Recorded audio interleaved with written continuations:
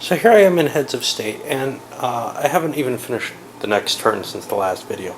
But I wanted to point out that decision making is becoming a little more complex now. So let's take one example that's pretty good. The green player has been playing into Spain. Now he had a count he could produce. He could have placed it... Oh...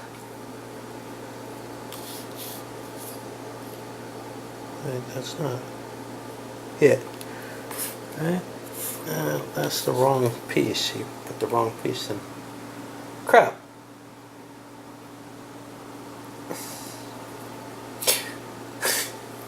Well, I don't know what he wants to do with it. I thought he had a baron, and he could have placed it here and gotten a point.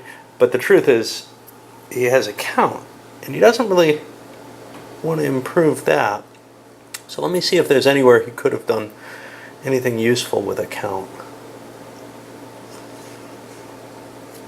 He could take the dominant position here and play for that. See, it is becoming harder. It's not as easy to fill things. So instead, I guess he'll play into Germany. He doesn't have anything in Germany yet. What I was looking at was, ooh, if he plays here, he's getting closer to getting one of these tokens. And that would be worth more than this. Let me make sure everybody else is doing the right thing. Oh, he's not yellow. God damn it. Right? I can't tell what's going on.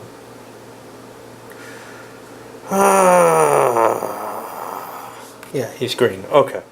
He's a green player, he's in Spain. When everything's using the same colors, the country backgrounds, the same chip colors as the players, it gets me really confused very easily when I'm playing solo. Okay, let's see what the yellow player did. He went big again, dropped a marquee in to Britain. Again, just going for early points rather than trying to do anything. He has this German presence. He could have maybe tried to hold off on cards to improve that, but grabbing some early points and some position. I mean, he's second place in Britain right now from that. Of course, the game's not going to end right now, but... Alright, and I haven't played the black player yet, so I ignored blue and red in terms of what they did. Blue actually jumped off and grabbed themselves a marquee somewhere. Somewhere valuable. More German power, I guess. Maybe they did that before. I don't know. Yeah, it's hard to keep track of what's going on when the story is so non-existent. So, I still haven't gotten a grip on either how to... To some extent I can enjoy a game like this. There's no question of that. But I haven't come across a good way to videotape and show you what I'm still seeing there. Alright, onward. We're on the board again, and there really are no cheap points left.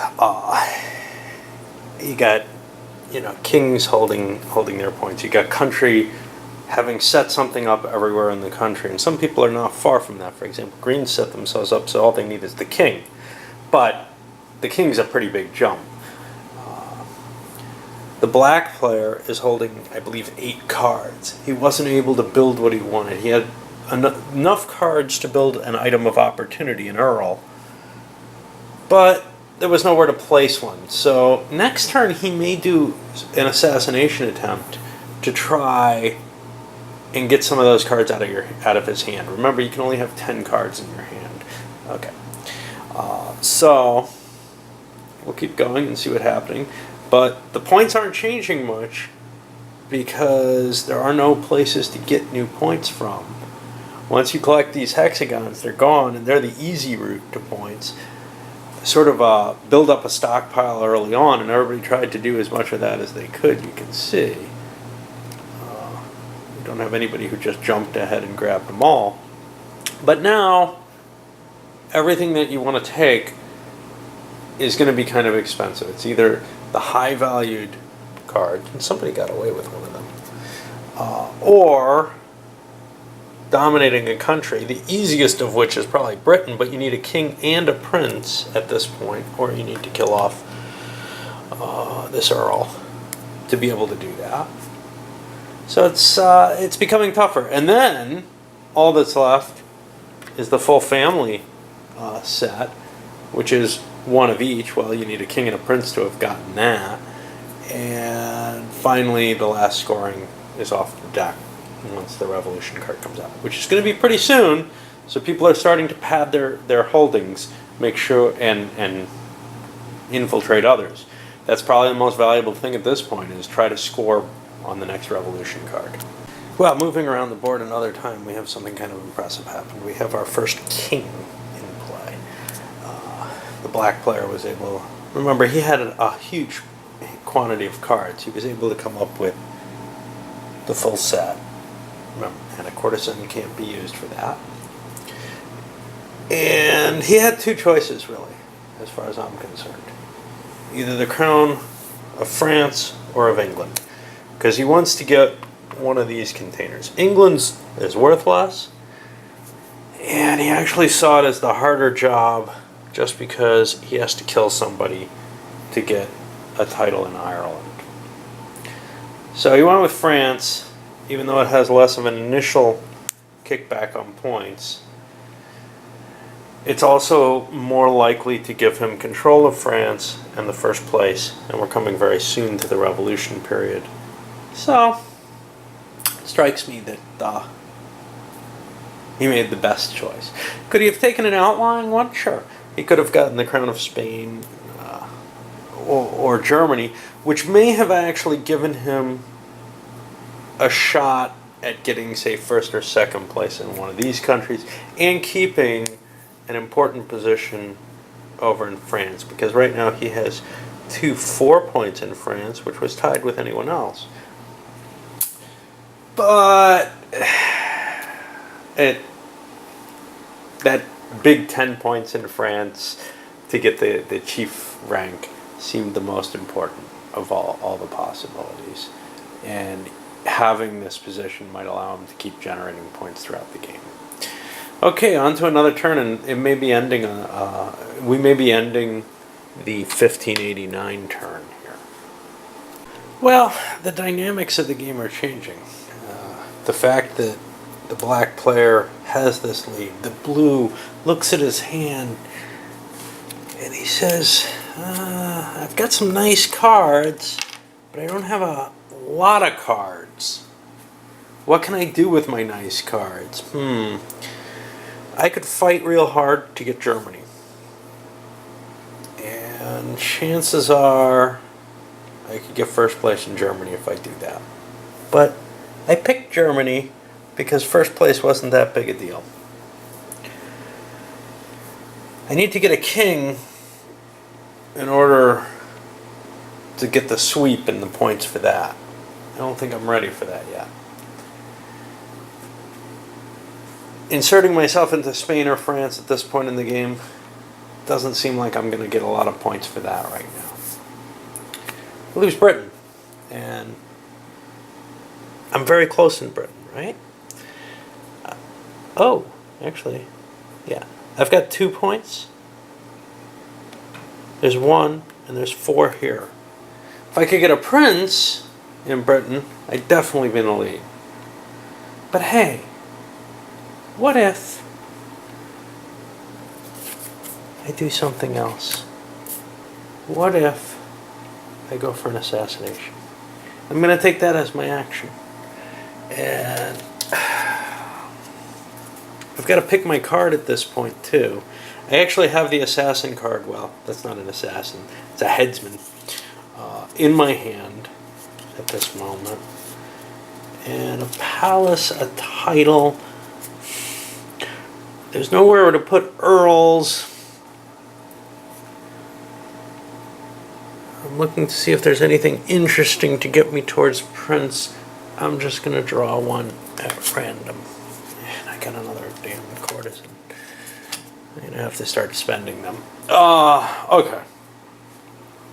So, now I'm going to make my assassination attempt. And the way we do that, supposedly, we put 3 cubes in the bag of blues and 1 of blacks. I'm not going to do that. Take this sucker. On a 1 through 8, it counts. 1, 2, or 3. 5, 6, 7. Those kill. And it's based on if I had a 4-sided die, it would be 1, 2, 3 kills, right? Well, this is how I do my division. 5, that's going to be a death. This goes. Interesting point, though. He gets to keep. Did I miss him, too? He gets to keep the dead Earl. But now, blue can see, am I close to getting an Earl? I actually was. Had I been clever here, I've got the title. I need a soldier and a castle. Unfortunately, neither of them were here, and I can't use 2 courtesans at once. So I can't promote somebody to replace him. But that's okay. I'm now in the lead in Britain. Somebody else could go in there, though. This gets replenished. I could have just drawn from here, but that's pretty random. I mean, no matter what, I had what I wanted out here, so I'd rather guarantee that. Alright, let's keep going. The red player, in response, though, looks at his position in France, and it wasn't very good. He did some drawing for cards out of the Revolution-infected deck. And ended up getting a good enough hand to buy a prince. And he did that up here, so now Britain's his in terms of total points. He still got second place in France. He just didn't see any way of taking France. One of the problems is, if he killed the king, things would be good. It's good to kill the king, right? No, it's good to be the king. Wait. And there's a guillotine available, or an assassin. But you can only draw 1 treachery card per turn. So you have to plan in advance if you're going to try to kill royalty. The chance that the deck is going to, well, people in the capital. You don't necessarily have to be royalty. Because his prince is vulnerable to blue. Anyway, we end up with, if he did take a treachery card in plans for next turn, chances are France, the points for France would already be gone. This revolution will have happened. He doesn't want to chance that. He wants to make sure he gets some points. Onward. We got another murder attempt on hand. The green player looked at his deck, his position in Spain, elsewhere on the board. He couldn't generate any points. He's holding off to try to get the king, the crown in Spain. So he's got like 9 cards in his hand. He'll probably be able to do it. Just not quite yet. But he's got the lead there, right? Yeah. So we go to the yellow player, and he looked at his hand and says, the best thing that I can think of doing is trying to improve my position in Germany slightly. Right now I own Germany, but I want to get to the point where I can get maybe this chip for 8 points. So he drew 1 card which will help him make a count. He's got a bishop and he's got gold. And now he's going to do another assassination. He's got to choose who he wants to do it against. I think he's going to aim for green. Not so much because he dislikes green. In fact, out of anything, he'd rather knock blue out in terms of the power structure there. But he doesn't have to knock anyone out to get this space. So he just doesn't have the cards available right now. Does he? Well, not without taking some significant risk. And if he's got to kill someone at some point, he might as well do it now. So same as before, 1 through 3, 5 through 5, 6, 7. 5, it's a kill. He's gone, and now he's allowed to replace that. He can't build any others. He can only replace what he killed. Now he has a count there. Baron. I gotta remember to give them a card, and I don't know, did I give... Yeah, I gave them their prince. I never know if I've given everybody the cards that they're supposed to have. Guess that adds a little bit of variance to the game. Okay, we pull this, and we have a German Gallows, and we pull this, and that's going to be Black's turn. So Black is in an interesting position as well. He's looking and saying, alright, I got France, and that's big. But again, looking at my cards and looking at the board presence, especially since I've been knocked out here in Scotland, where else can I find points at this point in the game? Well, it turns out that he's in third place in Spain. Actually, red and green are tied at 3 points each, with green getting the tie-breaking bonus. If he could improve his holding there, he could get first or second. First, because if he can build what he destroys, he'll get up there. So that's kind of interesting. Now, it's by killing a count or a baron, either of which is pretty easy to do. He doesn't have the cards to do it, though. But what he's going to do is he's going to pull a gold. He's going to draw a random treachery card in the hopes of being able to kill this guy. And he indeed gets one. Remember the rolls. It's a 1, it's successful. And now, all he has to do is play a gold card, get himself a dude there.